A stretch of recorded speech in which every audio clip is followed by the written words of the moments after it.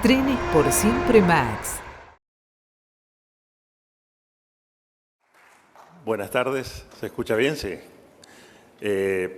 Antes que nada, queríamos con Gabriel agradecer a la LAF y a las autoridades del Uruguay por habernos invitado a participar de este seminario y poder presentar una de nuestras actividades como operadores ferroviarios que somos de la Argentina y en la región.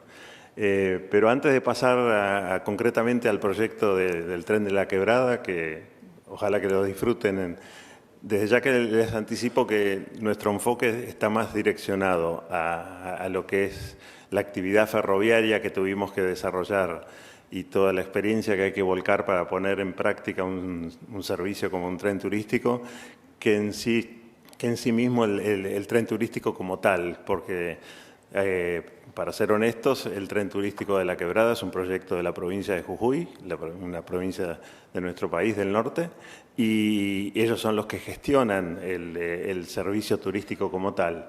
Nosotros venimos a tener un rol para nuestro gusto protagónico, pero que se sintetiza en dar la viabilidad desde lo ferroviario a una idea que nace de cero hasta que se concreta el proyecto como tal y bueno, y lo seguimos ejecutando como lo hacemos a través de nuestro coordinador general, que él va a ser el que va a presentar las características del proyecto. Yo les voy a robar unos minutos nada más para presentarnos en sociedad quiénes somos BRT. Nosotros formamos parte de un grupo empresario que es el Grupo Rogio, un grupo empresario argentino con más de 115 años de historia, que para nuestros países es un montón, y que tiene una unidad de negocio de transporte, que es esta, es Benito Rogio Transporte, que arrancó casi hace 35 años. O sea que dentro de todo, y lo verán por mis canas, tenemos bastante experiencia en la actividad ferroviaria de todo tipo, como brevemente me gustaría poder presentarles. Así que un poco eso es contarles, presentarles en sociedad un poco quiénes somos y cuál es el espectro de proyectos, actividades a las que nos dedicamos. No sé si vos tenés el... ¿es esta? A ver. La parte... Toma, Gaby, vos que armaste la cosa.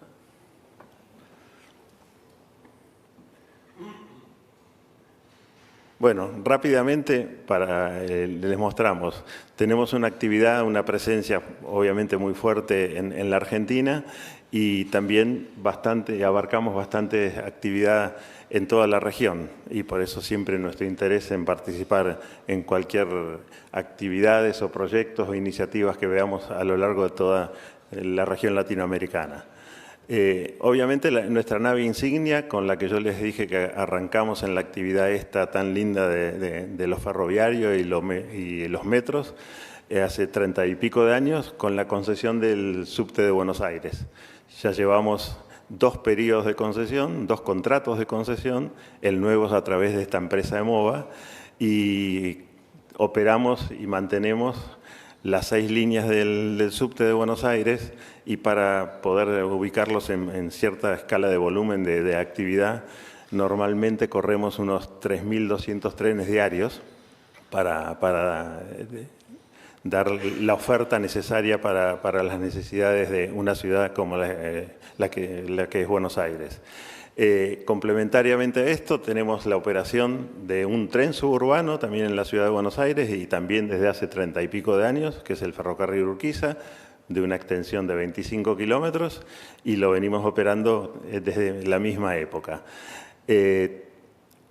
Siguiendo con nuestra actividad y ya yendo a un poco al interior del país, primero tenemos el tren de la Quebrada, que se lo dejo a Gaby para que entre en detalles con todo eso. Y el siguiente proyecto en el que hoy estamos también involucrados y tenemos un contrato de operación y mantenimiento en una nueva concesión en el Perú. Ese contrato es de 30 años y es una concesión que arrancó hace un año y donde hay que ejecutar todo el proyecto de modernización de todo el tren que está a 3.700 metros de altura entre 2 localidades en plena cordillera, por eso se llama de la Sierra Central también. Y bueno, esa concesión la ganó un grupo empresario ecuatoriano y peruano y nosotros tenemos el contrato de la operación y mantenimiento de ese proyecto, involucrados desde el día cero para garantizar desde la ejecución del proyecto de ingeniería, la ejecución de las obras y la puesta en marcha, las calidades técnicas que pidió en su momento a través de los pliegos el poder concedente, el Ministerio de Transporte y Proinversión de Perú. Y para barrer también más rápidamente cuál fue parte de nuestra experiencia a lo largo de los años, cuando decidimos salir también a la región, ya en el 2005, y creo que están compañeros, colegas brasileños que por ahí conocen los proyectos, nosotros participamos en este BLT, que es un tranvía en pleno centro de Río de Janeiro, un proyecto que fue muy ambicioso porque hubo que terminarlo para las Olimpiadas, que se hicieron en Río en su momento. Y nosotros seguimos perteneciendo al consorcio que obtuvo la concesión en su momento. Obviamente, nuestras capacidades tienen más que ver con nuestro expertise como operadores y como mantenedores que como grandes inversores, por lo cual nuestras participaciones en los consorcios son más bien pequeñas como en el aspecto societario, pero son mucho más grandes en el aporte en nuestro expertise, en nuestra experiencia técnica y en el aporte de nuestros antecedentes frente a los requisitos que normalmente piden los poderes concedentes. Antes que en el BLT de Vía 4, el BLT de Río de Janeiro, habíamos estado en la línea 4 de San Pablo con la misma lógica, participando ahí en un consorcio de operador con RTP de París, y fuimos los que le pudimos dar al grupo concesionario y ganador en ese momento para ejecutar, terminar, complementar en realidad la línea esta y ponerla en servicio, y participamos de la actividad comercial durante los primeros 5 años en una línea que fue la primera línea en toda la región driverless, sin conductores, y que tiene una capacidad hoy como línea única en San Pablo de transportar 1 millón de pasajeros diarios. Complementario a todo eso, tenemos una planta industrial de reparación de material rodante, todo tipo de material rodante, locomotoras, vagones, coches eléctricos, todo lo que pueda involucrarse en la actividad ferroviaria. No solo la tenemos para atender nuestras propias necesidades, sino le damos servicio a otros privados y obviamente a las empresas del Estado. Y después, y apelando a toda esta experiencia que fuimos recogiendo a lo largo de 30 y pico de años, nos empezamos a involucrar en proyectos de obras también vinculadas a la actividad ferroviaria, sobre todo obras de señalamiento, obras de energía, y así venimos hace 15 años haciendo grandes proyectos para las empresas estatales de nuestro país. La DIF es una, para los ferrocarriles, la empresa dueña del subterráneo también le hacemos obras, y bueno, todo ese espectro de actividad es la que normalmente venimos manejando, es la que nos entusiasma y nos moviliza para seguir buscando oportunidades, y por eso estamos también acá, para apoyar todo lo que pueda venir en adelante en Uruguay, como lo hacemos en distintos países de la región. Y en ese abanico tan grande, desde manejar un subterráneo al tren de la Quebrada, con las particularidades que tiene, es que bueno, nos enorgullece poder atender todos esos proyectos, desafíos y oportunidades que da el sistema ferroviario en general. Así que le paso a Gabriel para que nos enriquezca con lo que es ese tren y aparte con imágenes que seguramente también les van a gustar y apreciar. Muchas gracias. Buenas tardes a todos. Muchas gracias. Bueno, vamos a empezar contando un poquito de historia, vamos a poner un poquito en contexto. Hay que entender que el proyecto del Tren Solar de la Quebrada es un proyecto, como bien mencionaba Marco, que inició la provincia de Jujuy en base a una idea fuerza que empezó allá por el año 2016 de la provincia de Jujuy de querer recuperar el sector que tenía otorgado a través de una concesión de mediados de los años 90, que es entre la ciudad de San Salvador de Jujuy y La Quiaca. Acá un poco en el mapa se puede ver que es el ramal C, acá está marcado cuál es el sector que tenía la provincia de Jujuy, y el otro ramal, que es el ramal C15, que es operado por el Belgrano Cargas en este momento. Entonces, ¿cuál era la idea de la provincia? ¿O qué se enfocó en la provincia? En tratar de recuperar este sector de 283 kilómetros, estamos hablando de trocha angosta, vía sencilla, con las particularidades geográficas, porque San Salvador de Jujuy está a 1.259 metros sobre el nivel del mar y La Quiaca 3.442 metros sobre el nivel del mar. Este ferrocarril centenario, que fue inaugurado en etapas, que comenzó en 1905 y 1908 y que tuvo servicio hasta el año 1993, cuando se produce el cierre de los servicios producto de los procesos de cierre, de privatización y cierre de muchos de los servicios del interior. Una particularidad del ramal C es que tiene conexión con Bolivia para la red occidental. ¿Qué pasó, digamos, o qué transcurrió entre el 2016 y el 2021? Bueno, ahí la provincia se enfocó en ver cómo podía elaborar algunos proyectos que vayan generando las condiciones para recuperar, aunque sea parte de este sector. Entonces se tomó la decisión en el año 2021, lo tomó la provincia de Jujuy, de enfocarse en la recuperación de la vía entre el sector, entre las localidades de Volcán y Tilcara, ¿no? Entonces, en el 2021 tenemos dos hitos importantes. La licitación pública número 1, por la cual se llama licitación para la rehabilitación de la vía del sector Volcán-Tilcara, y en paralelo la provincia, con esta mira de ir pensando en un tren turístico, gestiona la compra de dos formaciones, dos duplas ACRC Tanshan, que la novedad de que estas duplas serán fabricadas únicas para la provincia de Jujuy, ya que serán realizadas son dos formaciones a batería de litio. Pasemos un poquito por el tema de la infraestructura o de qué se trataba, digamos, esta obra de rehabilitación. Es muy importante destacar acá que es una obra de rehabilitación, ¿no? Porque se utilizaron tantos durmientes como rieles producidos para esta obra. Tenemos algunas características de la infraestructura: 41,6 kilómetros, una pendiente máxima de 25 por 1000, la velocidad máxima de diseño 60 kilómetros por hora. Nosotros tenemos una velocidad máxima comercial de 40 kilómetros por hora. Yo sé que por ahí la velocidad les parece baja, pero les aseguro que es la velocidad perfecta para este tipo de servicio. Las toneladas máximas por eje para esta infraestructura es 17 toneladas por eje, y una particularidad que se hicieron varias obras de arte, obras de arte mayores, tenemos 10, entre puentes y hasta un túnel. Y bueno, otras características, que tenemos 5 estaciones con vía segunda, en lo que nos permite tener dinámica para hacer algunos cruces de los trenes. Posteriormente se construyó un apeadero en Posta de Hornillo, y recientemente otro que está en construcción en una bodega, próximo a una bodega del Valle. Ahora vamos a ver un poco por qué estos apeaderos, qué es lo que están buscando a través de lo que busca la provincia a través de la construcción de estos apeaderos. Tenemos 3 estaciones para la recarga de las baterías, ¿sí?, que son Volcán, Purmamarca y Tilcara. Acá un pequeño video para que tengan una idea de la obra, de cómo se trabajó en la obra en la provincia.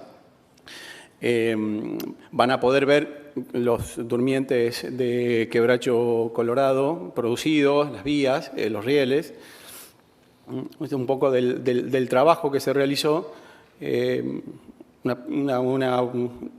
Digamos, algo positivo, que la vía cuenta con balasto. Digamos, creo que es la única vía que tenemos en el Belgrano que no está montada directamente sobre tierra, y bueno, y la construcción del túnel. Acá un esquemático de la línea, en donde se pueden ver las estaciones: Volcán, la punta en donde está nuestra base operativa, Tumbaya, Purmamarca, Posta de Hornillos, Maimará y Tilcara, y donde están ubicados los puntos de recarga de la batería, que están ubicados en las puntas y en el medio, que es Purmamarca. Vamos a pasar un poquito ahora al material rodante, porque hablamos de batería, hablamos de recarga, y es uno de los factores clave que tiene este servicio. Las duplas son duplas autopropulsadas, 100% eléctricas, mediante batería de litio, se compraron 0 kilómetros. En las plazas tiene para 70 pasajeros sentados en AW1 y en AW3 en 144, que es el máximo que nosotros utilizamos. Si bien tiene AW4 en 180, nosotros como máximo llevamos 144. La velocidad máxima de estas formaciones es 60 km por hora y tienen una autonomía que de manual nos marca 120 km, pero que por la experiencia y por teniendo en cuenta de que 120 implica también el desgaste de la batería de níquel, entonces siempre evitamos llegar a ese desgaste y lo mantenemos en una autonomía entre 80 y 90 kilómetros, dependiendo también de otros factores como el viento, que nos afecta también en el consumo de las baterías. El tiempo de recarga, nosotros lo tenemos establecido para el 45% unos 45 minutos y el peso máximo por eje 12,5 toneladas. ¿Cómo llegamos nosotros a participar en el proyecto? Un poco les fui contando qué es lo que había iniciado la provincia ya por el año 2001 y cómo entra BRT en el proyecto a través de 2 etapas. Primero, una etapa de la asistencia técnica operativa, básicamente la puesta en marcha, y la segunda etapa ya como operador ferroviario. Para septiembre de 2023 ya estaba un 80% de avance de la obra de la vía, estaba avanzando. Las 2 duplas ya estaban en tránsito desde China. Entonces la provincia de Jujuy se planteó, bueno, ¿cómo continuamos, no? O sea, ¿qué es lo que falta, digamos, para poder continuar con este proyecto? Y lo que estaba pendiente claramente era la fase operativa del proyecto y ahí donde aparece BRT, ¿no? Tenemos las vías, tenemos el material rodante y nos faltaba la experiencia operativa para poder llegar a esto, que aporta BRT. La etapa 1, la asistencia técnica operativa, que es la puesta en marcha, se realizó entre octubre y diciembre de 2023.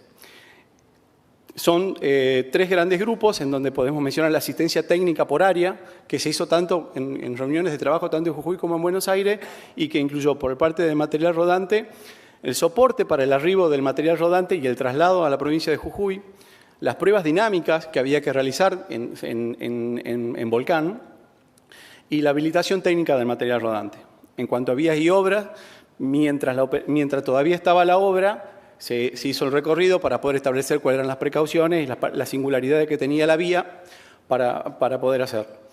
Y porque esto es muy importante, que lo quiero dejar en claro. Todo esto ya estaba dado. O sea, cuando BRT llega, ya estaba la vía, la obra en ejecución y estaba el material rodante que ya estaba adquirido.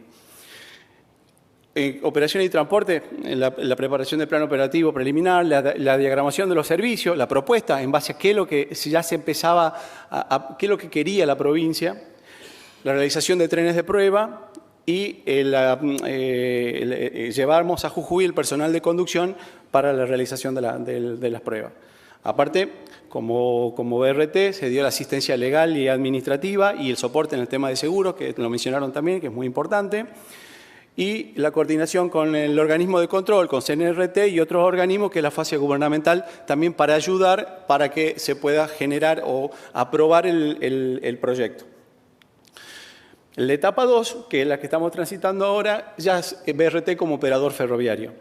Esto tenemos un acuerdo operativo entre el ente Tren Solar, que es el organismo que tiene la provincia de Jujuy, y BRT, que tenemos acuerdos provisorios que hemos sido sucesivas adendas. ¿Qué es lo que nos marca este acuerdo? ¿O cuál es lo central de este acuerdo? Que hay 2 grupos de temas y están divididos. Nosotros tenemos como BRT la operación, o lo que nosotros decimos la operación núcleo, que es transporte y circulación, el despacho de los trenes, el seguimiento, más que se agregó ahora recientemente lo de seguridad operacional.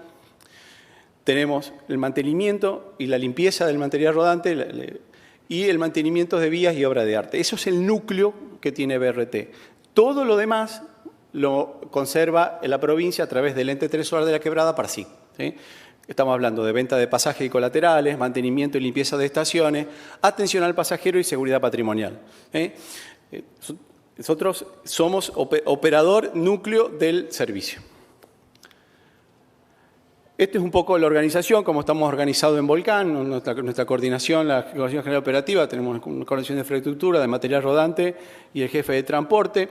El personal está muy optimizado, esto es a medida de que si la provincia, el ente nos pide más cosas, nosotros vamos a ir incorporando más recursos, pero para este momento esto es lo que nosotros necesitamos y lo que tenemos operativo. Una de las características también que muy importante de este tren es que se inserta dentro de, el tren del Sol de la Quebrada se inserta dentro de un esquema que tiene la provincia de Jujuy de avanzar en de la energía solar, ¿no? Del Parque Solar Cauchari, que es uno de los más grandes del mundo, es clave y el tren se inserta en este esquema. Para que tengan una idea, el 75% de la energía que consume la provincia de Jujuy puede abastecerlo el Parque Solar Cauchari.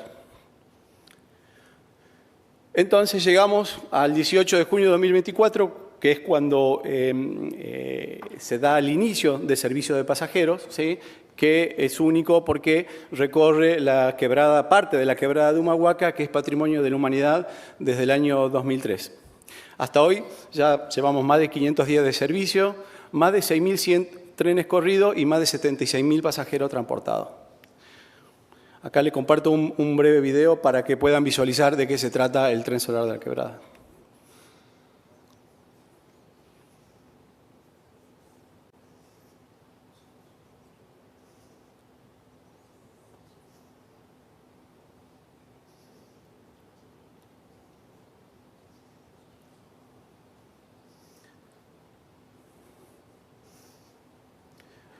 Como le comentaba también Marcos, el que gestiona en la provincia, ellos son los que, el ente es el que establece, digamos, cuáles son los servicios a correr, nosotros somos los operadores y en base a ese input generamos el diagrama de servicio. Hoy el tren cuenta con dos experiencias regulares, una que ellos llaman la experiencia 360, que es un recorrido que dura todo el día, en donde los pasajeros suben en Volcán y van subiendo la quebrada en las distintas estaciones, bajan en las estaciones, hacen un recorrido en el pueblo y continúan el viaje.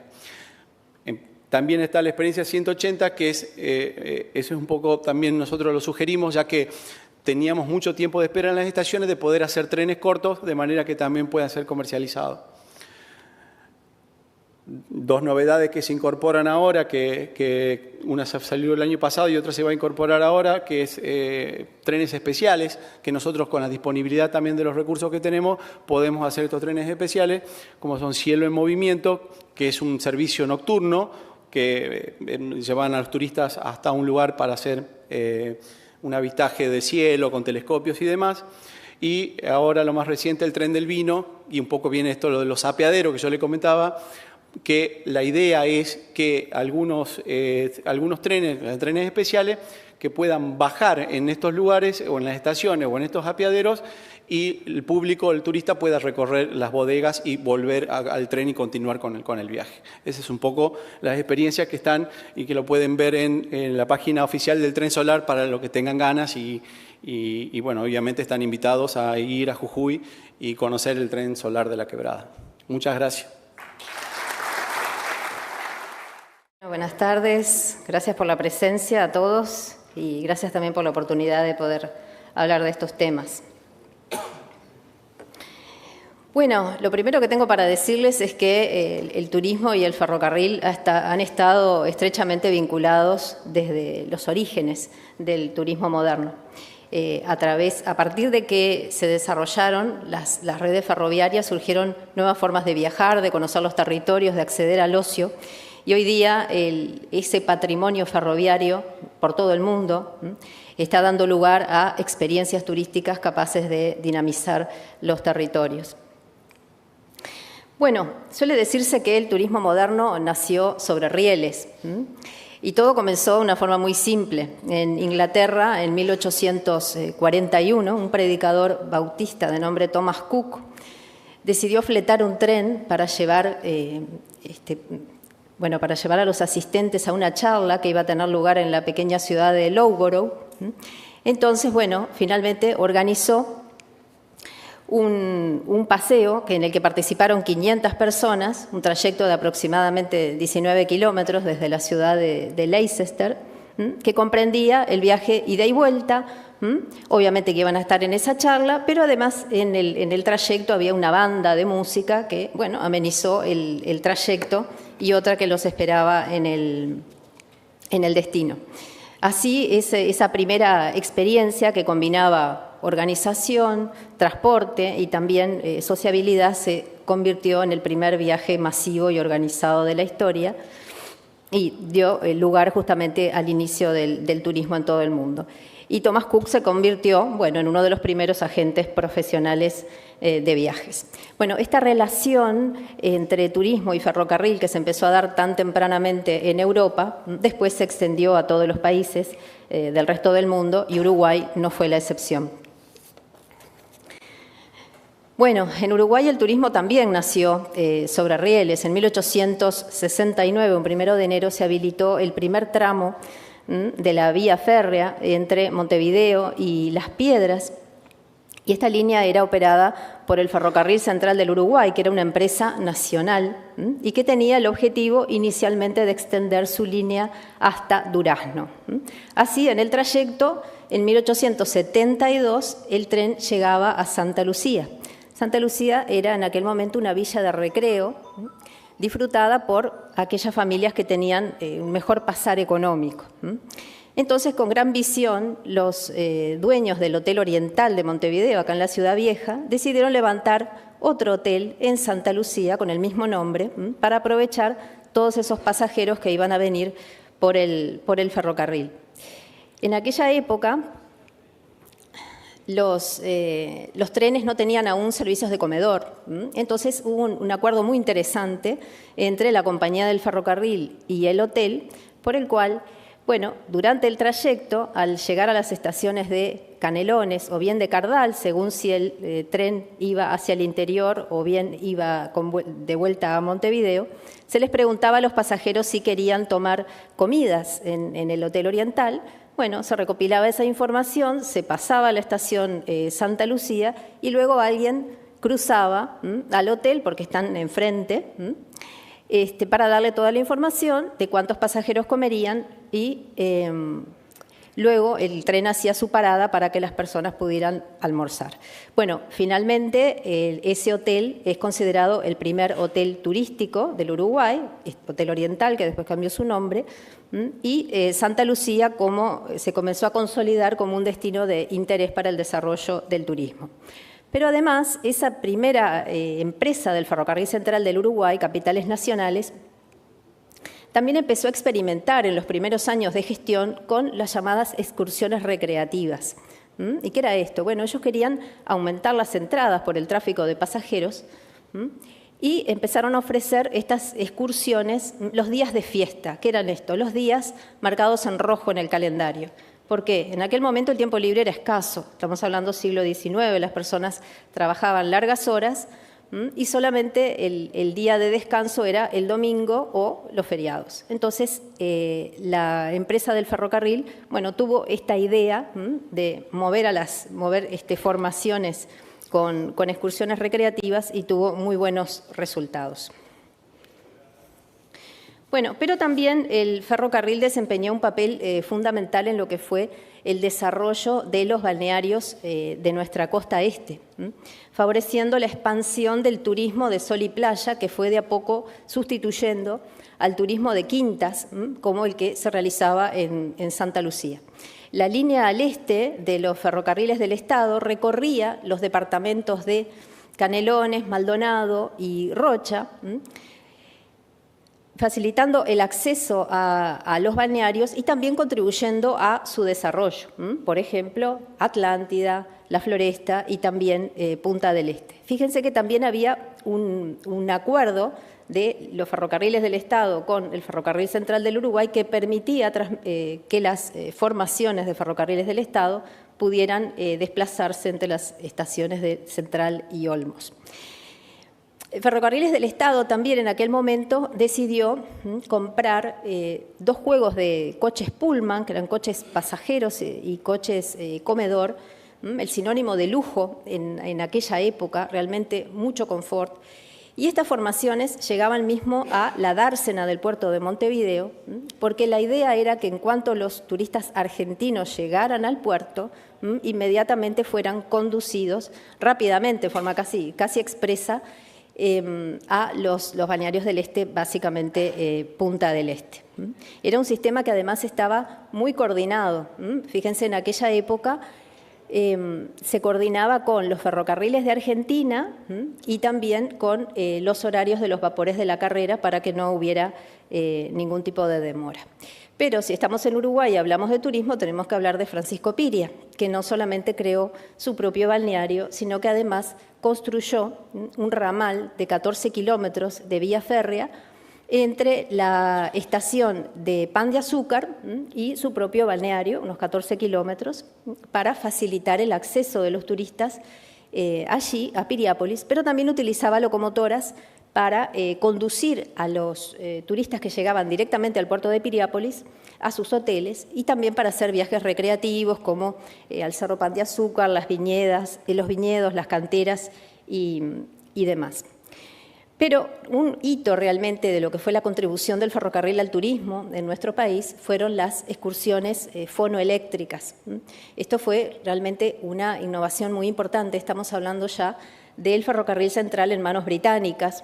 Esto fue en 1937, también fue una idea del ferrocarril para aumentar sus entradas porque en aquel momento estaba en plena competencia con el automotor, como ya lo nombraron antes. Y esto fue realmente algo muy novedoso. Se transformó un coche de pasajeros de madera en un coche transmisor y en él iba un locutor que iba comunicando datos geográficos, históricos de las localidades que se iban atravesando y también música folclórica. Todo esto se transmitía a los pasajeros que iban en el resto de los coches de pasajeros que estaban en la misma formación.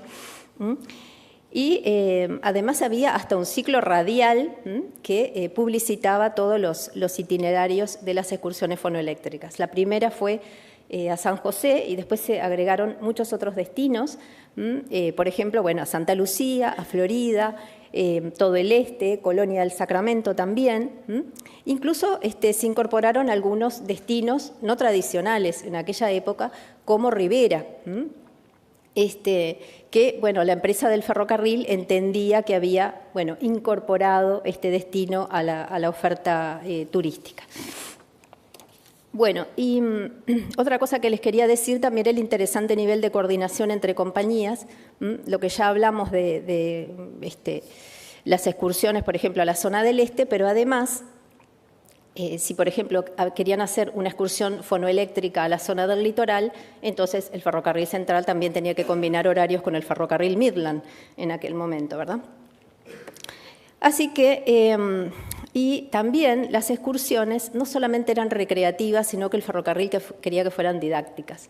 Entonces muchas veces se fletaron excursiones con este fin. Por ejemplo, varias decenas de miles de pasajeros fueron a ver las distintas etapas de construcción de la represa de Rincón del Bonete, y era habitual también que lo llevaran a fábricas, por ejemplo, el ingenio azucarero de Rausa, en la zona de ex estación La Sierra Gregorio Aznares. De manera que el ferrocarril no solo marcó el inicio del turismo en nuestro país, sino que también pautó su desarrollo y a través de excursiones organizadas con precios accesibles lograron que gran parte de la población pudiera viajar, pudiera conocer territorios, y además eran familias enteras, ¿verdad? Desde abuelos hasta nietos que participaban de las mismas, y lo que en definitiva se logró fue democratizar el acceso al turismo.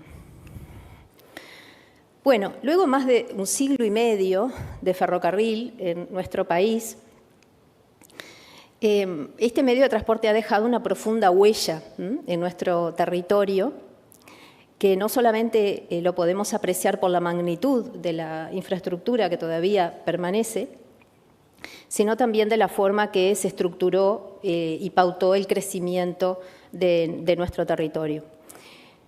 Bueno, más de 3.000 kilómetros de vía férrea fueron construidas entre el siglo XIX y XX, que llegaron a constituir nuestra red nacional que además en 1912 resultó ser la segunda más extensa de América Latina en términos per cápita, con un ratio de aproximadamente unos 22 kilómetros por cada 10.000 habitantes. Estábamos solamente detrás de Argentina, que tiene la red más densa. También es importante señalar que gracias al ferrocarril se crearon más de un centenar de pueblos en nuestro territorio, que hoy son villas, ciudades, municipios, y que nacieron a la vida solamente porque el ferrocarril comenzó a pasar por nuestro territorio.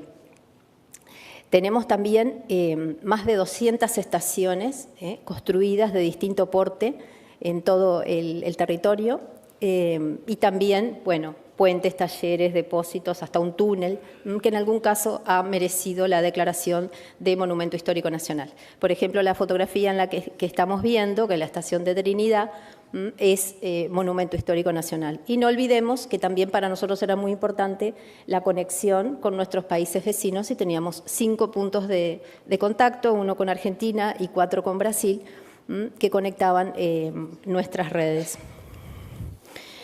Bueno, de manera que vemos que hay un gran potencial en todo este patrimonio ferroviario para el desarrollo de nuevas alternativas de turismo ferroviario.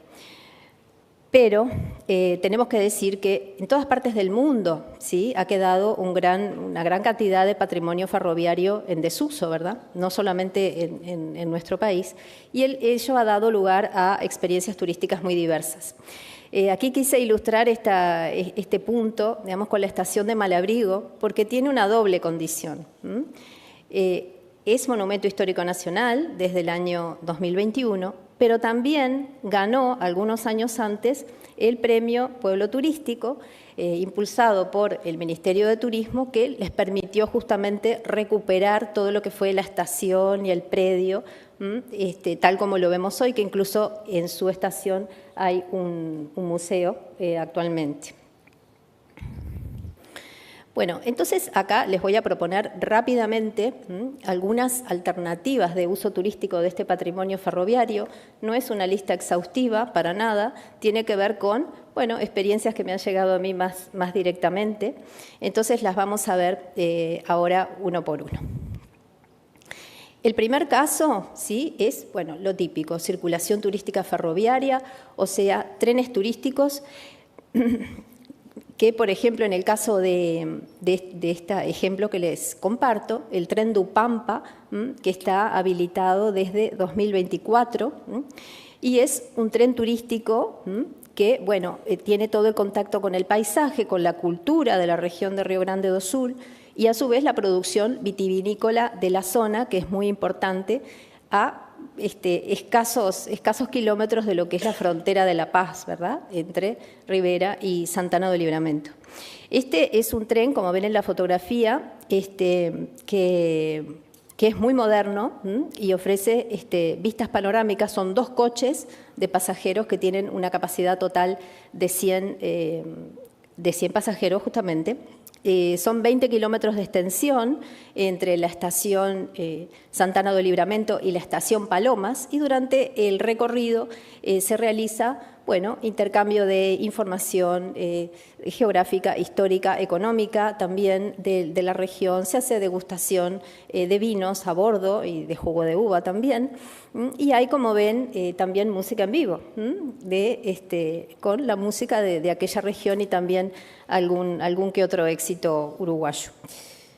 Bueno, y luego, perdón, no les dije, ¿qué pasó acá? El paseo se completa con una visita a una bodega que está cerca de la estación Palomas, bueno, donde ahí hay justamente acceso a un free shop de vinos. Bueno, les quiero comentar que en este primer año, en el primer año de operación, ya fue visitado por más de 40.000 pasajeros, y se debió aumentar la frecuencia de paseos semanales, porque al principio tenían 2 paseos por día, un solo día, y ahora tienen 4 paseos por día durante 3 días a la semana. Entonces pasaron de mover 200 pasajeros por semana a 1.200 pasajeros por semana. Bueno, la otra experiencia que les quería compartir es el caso de Rail Explorers, que es en Estados Unidos, y es una experiencia turística que, bueno, lo que implica es recorrer antiguas vías ferroviarias a bordo de estos vehículos que son muy livianos, son a pedal, pero además tienen un motor eléctrico que asiste a los pasajeros a que sea más fácil el pedaleo y que combina, bueno, la actividad recreativa, el paisaje, el patrimonio. Es una propuesta apta para todo público. Y bueno, y también implica, ahí ven en una de las fotografías, algunas estaciones también han sido recuperadas como parte de este proyecto. Algunas son museos, algunas son bueno, lugares de venta de recuerdos y demás. En 10 años, esta experiencia ya ha diseñado 6 itinerarios en distintos estados de los Estados Unidos, ha transportado más de 1 millón de personas y ha dado empleo a más de 200 personas. Bueno, otro tipo de ejemplo es el de la reutilización de infraestructura ferroviaria en espacios urbanos. Entonces, el ejemplo quizá más temprano de este tipo de reutilización es la Promenade Plantée en París, que era una antigua línea que fue cerrada en 1969 y la traza se convirtió en un paseo que tiene unos 4,5 kilómetros y que, bueno, combina tramos elevados, tramos a nivel y tramos por debajo de la calle. Se ha recuperado, digamos, no solamente la infraestructura, sino también el entorno.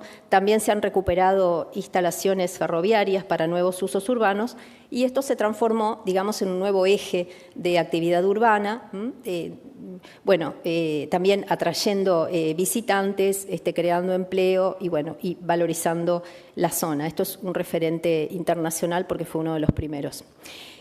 Y otro de los ejemplos que va en la misma línea y que se inspiró en la Promenade Plantée de París es el High Line de Nueva York. Esto existe desde 2009. Esta era una línea de carga elevada, que se ha ido habilitando en distintos tramos, pero hoy día es un paseo también de unos 2,3 kilómetros que recibe unos 7 millones de pasajeros, de turistas al año.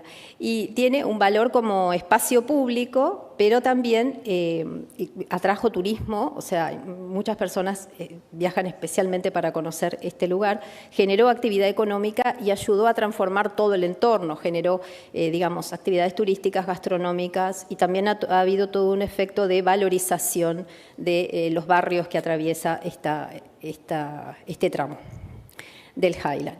Bueno, y el último ejemplo, pero no menos importante, que quería compartirles hoy, son los recorridos del proyecto Vías Verdes de España, donde son, bueno, antiguas trazas ferroviarias en desuso y que se han convertido en senderos ecoturísticos, ¿verdad? En rutas recreativas que son aptas para caminantes, para ciclistas y otros usuarios. Son compatibles con turismo familiar, pero también para turismo, digamos, de personas mayores o con movilidad reducida.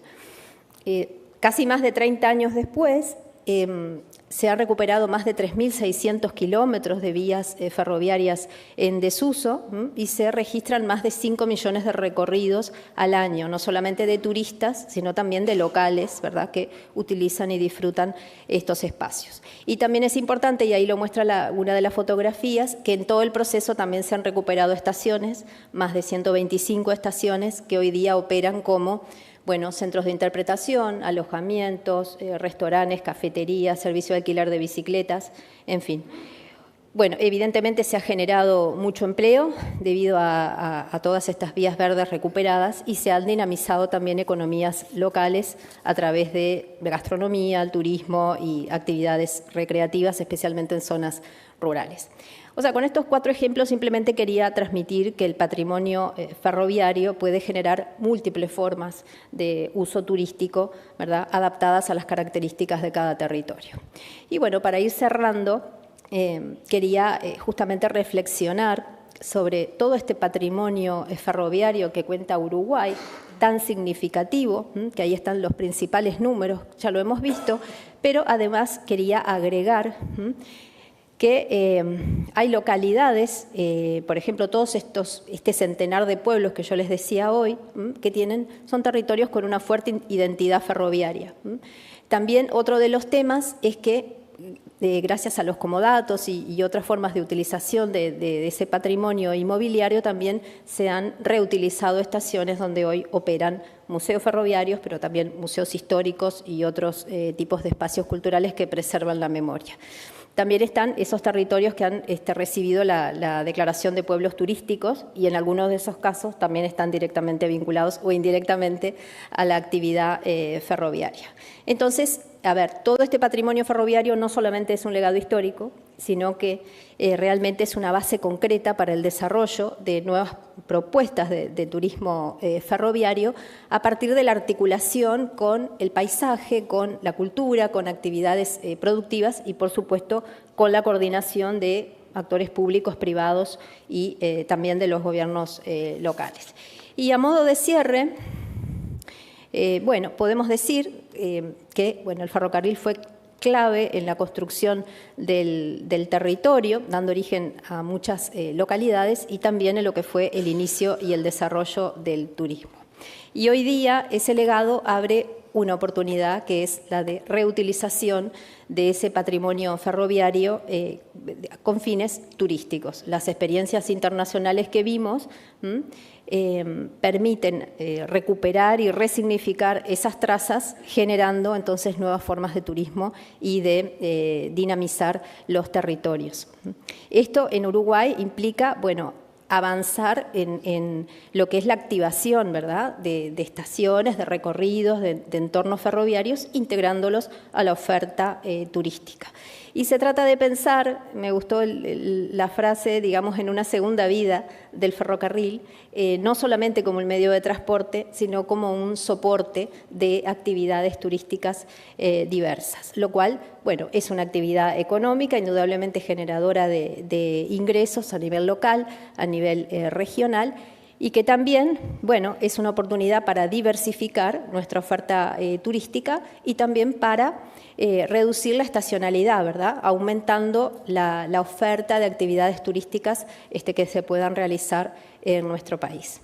Entonces, en definitiva, el desafío no es solamente preservar el patrimonio ferroviario, sino ponerlo en uso, activarlo de manera de, generar desarrollo, integrar territorios y proyectarlo hacia el futuro. Muchas gracias.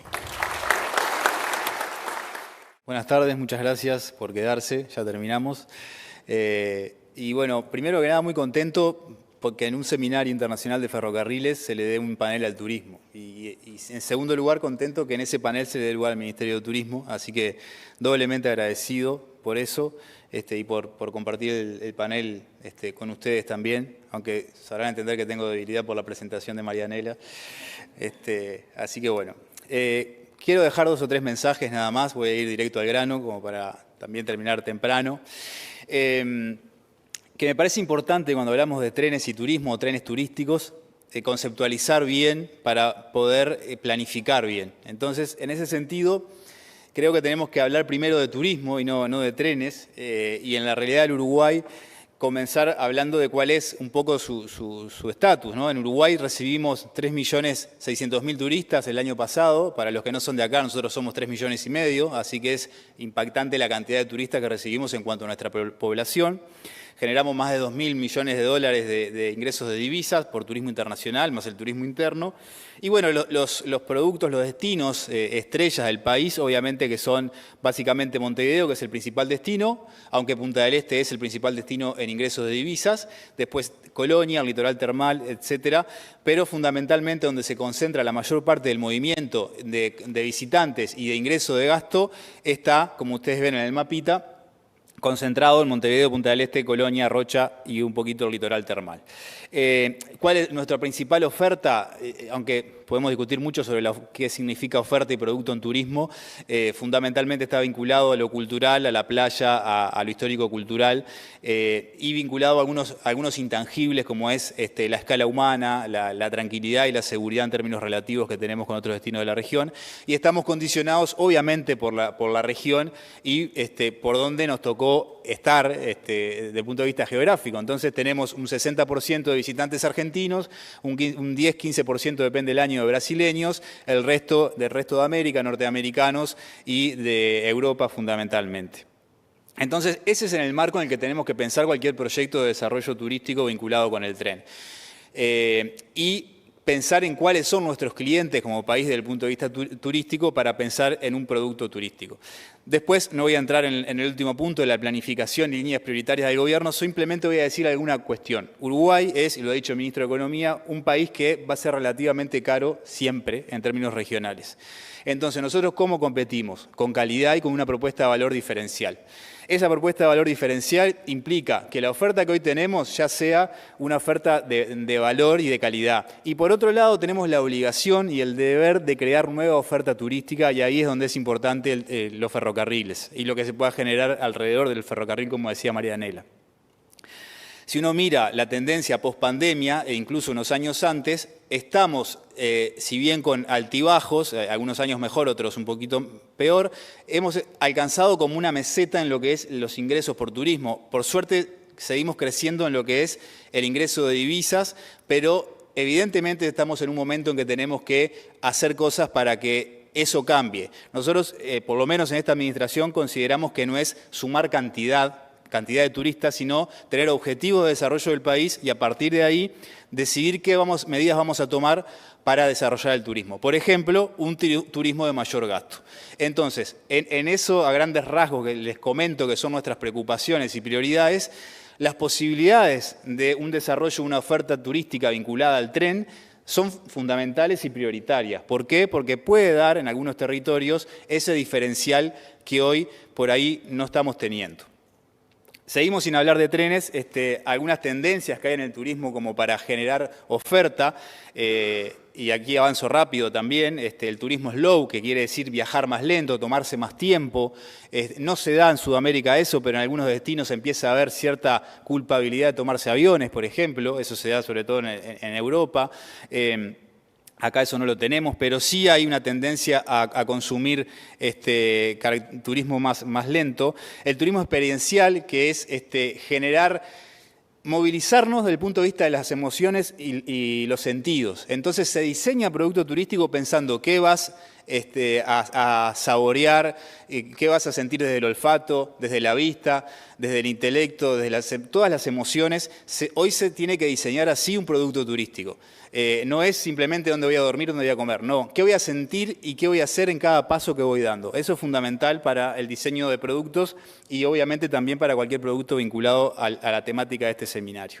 Y el turismo con propósito, es decir, viajar por algo. Todos nosotros viajamos por distintas razones, pero incluso cuando viajamos por ocio y recreación tenemos otro trasfondo. Incluso se está dando que, sobre todo post-pandemia, pero no solamente por eso, un reclamo mayor de viajar por alguna razón en especial y por eso hay todo un desarrollo de lo que es el turismo regenerativo, que es tratar de que el turismo deje mejor al territorio donde se desarrolla. Hoy podemos ver un montón de ejemplos, incluso en Uruguay, donde el turismo no ha dejado mejor el territorio donde se desarrolla. Pero sí hay otros ejemplos muy buenos en lo que eso ha pasado y por esa vía es lo que nosotros queremos transitar. Hay obviamente después otras tendencias como la hiperpersonalización, es decir, ya de aquel turismo de masas, aunque nos sigan vendiendo turismo de masas, queremos que lo personalicen un poquito. El uso de la inteligencia artificial, hoy más del 60% de todos nosotros cuando hacemos turismo utiliza como primer consulta el chat GPT para diseñar su viaje, entonces esa es otra tendencia que está muy claro. Y finalmente la diversificación de la oferta. Aquello de repetir todos los años el mismo destino ya no existe, estoy hablando en generalidades, obviamente que hay excepciones. Aquello de repetir la misma actividad tampoco existe y se busca seguir diversificando la oferta. Bueno, algunas ventajas y desventajas que tenemos como país. Mercado interno reducido. Eso, sin lugar a dudas, que quizá ustedes saben más que yo, en el tema de transporte de pasajeros puede llegar a ser una dificultad. Nos pasa con la conectividad aérea. Nosotros tenemos que hacer un esfuerzo importante en la conectividad aérea para tener las rutas de vuelo directo que tenemos. Y eso genera, bueno, algunas limitantes para determinados negocios. La escala humana es una ventaja, que es la contraparte de un mercado interno reducido. Es decir, podemos desarrollar actividades que por ahí en otros destinos y países no se puede desarrollar. Las certezas y la seguridad, esto es como nos presentamos muchas veces en el exterior y a nivel relativo y comparativo en la región, es un país que brinda seguridad, seguridad jurídica, seguridad social, en fin, y certezas en el cumplimiento de los contratos, tanto del sector público como del privado. Las cortas distancias, a la vez que justamente es una limitante, es una ventaja, porque uno puede ofrecer, y nos pasa con el turismo de nuestra región, que a veces, por ejemplo, o un turista brasileño que está acostumbrado a recorrer miles de kilómetros, aquí en pocos kilómetros se visitan varios destinos de interés con una oferta de calidad. Tenemos que, la calidad de servicios es buena, a veces nos damos un poquito para atrás, pero en términos internacionales es buena, hay diversidad también de servicios. Pero tenemos que renovar un poco más la oferta, que como decía hoy, es donde puede caer esta actividad. La necesidad de inversión en el sector turístico ha estado estancada en los últimos años, se está trabajando con el Ministerio de Economía, pero hay necesidad de que aumente la inversión en turismo, la inversión en infraestructura, pero también la inversión en servicios. Una base de demanda que, como hoy les decía, hay un piso que sabemos que vamos a tener de demanda. Si bien hay fluctuaciones, no hay fluctuaciones que sean tan dramáticas, puede haber pasado obviamente en la pandemia o cuando el tipo de cambio relativo con Argentina estaba muy en desventaja para Uruguay, que por ahí pudo haber un movimiento mayor. La conectividad, como les decía, tenemos una percepción positiva, tenemos un problema con los precios y en infraestructura y tecnología en general del país estamos en buena posición a nivel regional. Ahora sí, yendo al tren y para dar ese par de mensajes que les comentaba hoy, tenemos, por lo menos, en un análisis rápido, cuatro roles del ferrocarril, ¿no? Uno como transporte, otra como infraestructura, de todo lo que está relacionado al tren como atractivo, que era un poco lo que comentaba Marianela, otra como producto y otra como experiencia turística. Como transporte, bueno, obviamente no voy a profundizar acá, dinamiza destinos turísticos, es decir, genera esa conectividad de la que hoy hablábamos, por ahí en lugares donde no la hay, conecta oferta y demanda, genera esa relación que es absolutamente necesaria entre destinos consolidados y emergentes. Es muy difícil que se desarrollen destinos emergentes sin un destino emisor fuerte y para eso también el tren muchas veces colabora. Permite, como hoy también comentaban, el desarrollo de destinos intermedios y obviamente genera la conectividad. En cuanto a la infraestructura del tren como atractivo, bueno, ni que hablar, recién justamente le comentaba a Marianela, las vías verdes, que es una posibilidad de reutilización de las vías. En pandemia recuerdo un proyecto que había del municipio de Nueva Albesia y demás para utilizar las vías del tren, que no requería demasiado recursos, que quedó estancado ahí, pero que como ese proyecto hay varios en el país que a veces requieren un poquito más de apoyo del sector público y de todos los niveles de gobierno. Las estaciones como atractivos o contenedores de otra oferta turística, no me voy a explayar porque ya lo hizo Marianela, pero Santa Catalina, Malabrigo son algunos ejemplos. Y las infraestructuras como parte del patrimonio de las comunidades, como puede ser el barrio Peñarol, que en determinados momentos ha tenido más o menos ofertas turísticas que han sido interesantes. Esas son las más clásicas, digamos, que lo tenemos al patrimonio ferroviario. Como producto, bueno, uniendo atractivos, constituyéndose en sí mismo como producto, como los casos que presentaron del tren solar y la oferta de turismo astronómico, del tren del vino. Allí el turista lo que hace es comprar el producto turístico donde el tren es parte de ese producto y lo vincula con otros atractivos o con otras experiencias que va viviendo, con otros productos que va viviendo allí. Y finalmente, el tren como experiencia, que es, digamos, el de mayor complejidad en el diseño y desarrollo, que es donde el tren es parte de la narrativa, es parte del cuento que compramos como turistas en el buen sentido. Es decir, la motivación, aquello que nos motiva a hacer ese movimiento turístico tiene que ver con el tren en sí mismo y incluye ese diseño que yo les decía en base a los sentidos y a las emociones. Eso, por lo menos a nivel personal o institucional, es lo que llamamos el tren turístico. El resto de lo que nombré antes no lo definimos como tren turístico, sino que es la infraestructura o el transporte del tren al servicio de un producto turístico o al servicio de destinos turísticos. Pero el tren como tren turístico es un tren como experiencia turística. Y ahí es donde está la diferencia. ¿Cuál es la diferencia? Que esto lo tenemos que pensar desde el punto de vista no como transporte, sino como negocio turístico, que es la única manera, a mi modo de ver, que esto puede ser sostenible en el tiempo, ¿no? Y ahora justamente algunos casos de eso, antes paso rápido sobre el diseño de la experiencia turística, que requiere justamente de tener equipos profesionales en ese diseño y curaduría, en segmentar bien el público. Nosotros hicimos en 2018-2019 para un programa BID que teníamos en aquel momento una encuesta sobre distintos tipos de productos, donde había un tren en el norte del Uruguay, y era muy distinta la respuesta del turista argentino, brasileño, uruguayo y extrarregional, si comprarían y no comprarían ese producto y cuánto estarían dispuestos a pagar. Porque eso también a veces nos pasa en el turismo, nos pasa sobre todo a nivel de gobiernos departamentales, locales o incluso a algunos actores privados, de que nos parece que va a andar bien lo que tenemos para ofrecer y después nos metemos en cada lío que, madre mía. Entonces, estudiar bien la demanda, segmentar bien y saber cuál es nuestro público es fundamental para cualquier proyecto de que estamos pensando. La coordinación público-privada, ya lo dijeron, la logística, no les voy a hablar a ustedes de este tema, pero sobre todo la logística con los servicios turísticos, ¿no? La logística con el alojamiento, con la comida, con la recreación, con el arte, con la cultura, tiene que estar absolutamente integrada para que esa experiencia se concrete. Bueno, y la calidad del servicio, incluyendo las características del material rodante, eso es claro porque, bueno, lo hablábamos con el presidente de AFE en el recorrido que hicimos en el tren de Pampa, ¿no? Mismo el material rodante atractivo como parte de esa experiencia, que a veces puede o no puede ser el mismo del transporte regular. El diseño emocional, que reitero que ya lo comenté recién, la innovación y, bueno, y obviamente el monitoreo y medición de este producto turístico. Estoy yendo un poquito rápido, ¿no?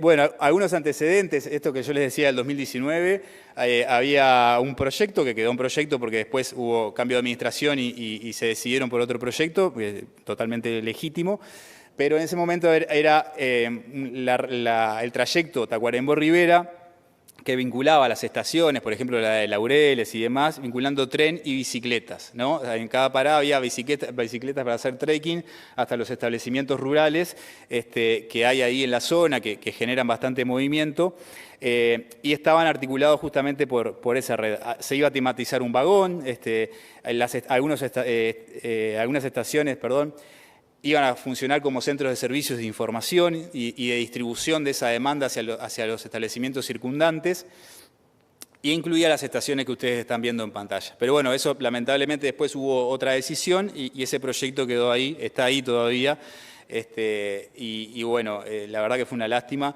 También había otro proyecto, pero este era para la inversión privada, que era de un tren termal que unía por el litoral los centros termales, que eso después había muchas dificultades técnicas que era difícil de concretar, pero que también era otra de las ideas que estaban vinculadas, en ese caso al tren como transporte, no como experiencia, ¿no?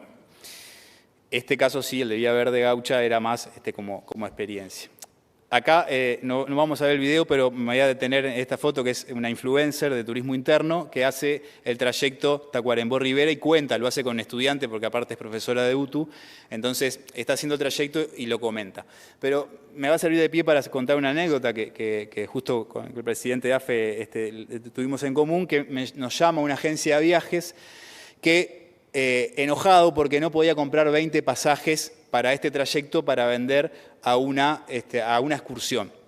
Entonces llamo al presidente de AFE, le pregunto, me explica que ese tren justamente es para el pasajero, es la única vía de transporte de los ciudadanos que hay en esas paradas. Entonces nosotros llamamos a la agencia y le dijimos, nosotros creemos que el turismo no puede perjudicar la vida de la gente. Entonces, en ese sentido, la verdad no podés comprar. Pero más allá de esa anécdota, que lo creemos así, no solo se lo dijimos, sino que lo creemos, es la diferencia entre el tren turístico como producto turístico y el tren de pasajeros. Ese tren hoy como está no puede ser un tren turístico porque tiene otro fin y otro rol que es absolutamente importantísimo, igual que el nuestro. Y eso hay que asumirlo y hay que decir, tenemos que hacer otras cosas para que las agencias de viaje puedan comprar o los turistas puedan comprar y hacer ese recorrido, que aparte de las frecuencias y demás. Hoy algunos lo hacen, y de hecho como este ejemplo, pero no podemos estar diseñando cuando el fin de este medio de transporte es otro, como en este caso, sino que hay que conceptualizarlo de una manera distinta. Y por eso el énfasis en que si pensamos en un proyecto de este tipo, lo pensemos desde el turismo y hay que tener ese conocimiento de cómo funciona el mercado turístico, porque de última, si no hay negocio, en este caso, no hay turismo. Hay otros casos de turismo, como el turismo social, que por ahí no puede haber negocio, pero no es este el caso que estamos hablando. Y acá también ya lo comentaba Marianela, el tren do Pampa, que triplicó la demanda que esperaban, estuvieron sondeando el interés también en Uruguay, y es un caso típico de una empresa que tiene explota varios de estos productos en Brasil, y su valor más importante ahí, permítanme, no es el material rodante, es el expertise de mercado que tienen y el expertise de diseño de producto que tienen para poner ese producto en el mercado y saber que lo van a vender, o como en este caso, tener más éxito del esperado. Y ese es un caso que lo tenemos pegado a la ciudad de Rivera o en Rivera y que nosotros estamos viendo cómo lo podemos aprovechar.